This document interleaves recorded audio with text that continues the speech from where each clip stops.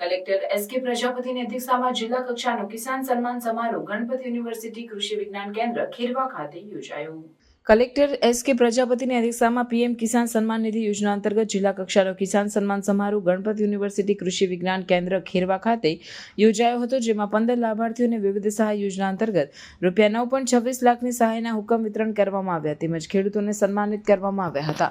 પ્રાસંગિક પ્રવચનમાં કલેક્ટરે જણાવ્યું હતું કે ખેડૂતોની આવક બમણી કરવા માટે સરકાર પ્રતિબદ્ધ છે. રાજ્યના તમામ ખેડૂતો કૃષિ મહોત્સવ થકી સરકારની વિવિધ યોજનાઓ તથા ખેતી ક્ષેત્રની અદ્યતન ટેકનોલોજીની માહિતી મેળવી ખેડૂતની આવક બમણી કરવાના પ્રધાનમંત્રીના આહવાનને સાકાર કરી શકે તેમ છે.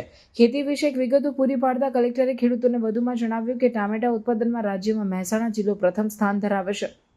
રાજ્યના ટામેટાના કુલ વાવેતર વિસ્તારનું 9.25% વાવેતર અને કુલ ઉત્પાદનના 10.43% ઉત્પાદન મહેસાણા જિલ્લામાં થાય છે. એશિયાનું મરી મસાલાનું મોટામાં મોટું માર્કેટયાર્ડ ઊંઝા ખાતે આવેલું છે.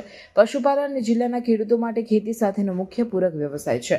આ કાર્યક્રમમાં મહેસાણા લોકસભાના સાંસદ હરિભાઈ પટેલે સિમલા ખાતેથી વર્ચ્યુઅલ પ્રવચનમાં જણાવ્યું હતું કે વડાપ્રધાન નરેન્દ્રભાઈ મોદીની ખેડૂતોની બમણી આવક કરવાના સપનાને સાકાર કરવા માટે ખેડૂતોએ સરકારની વિવિધ યોજનાઓનો લાભ લેવો જોઈએ તેમજ સરકાર ખેડૂતોના વિકાસ માટે પ્રયત્નશીલ છે.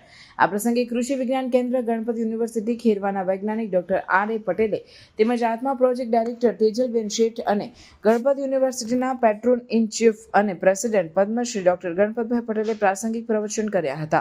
આ પ્રસંગે જિલ્લા વિકાસ અધિકારી ડોક્ટર જસ્મીન હસરત, તાલુકા પંચાયતના પ્રમુખ કલ્પનાબેન પટેલ તથા કૃષિ વિજ્ઞાન કેન્દ્રના નિયામક સોમાભાઈ રાયકા, વરિષ્ઠ વૈજ્ઞાનિક અને વડા ડોક્ટર રમેશભાઈ પટેલ તથા જિલ્લા ખેતીવાડી અધિકારી અનિશભાઈ ભટ્ટ, પ્રાંત અધિકારી મહેસાણા ઉર્વેશભાઈ વાણંદ તેમજ મહેસાણા મામલતદાર ગૌતમભાઈ વાણિયા અને તાલુકા વિકાસ અધિકારી હરેશભાઈ ચૌધરી મહેસાણા સહિત ખેડૂત ભાઈઓ બહેનો ઉપસ્થિત રહ્યા હતા.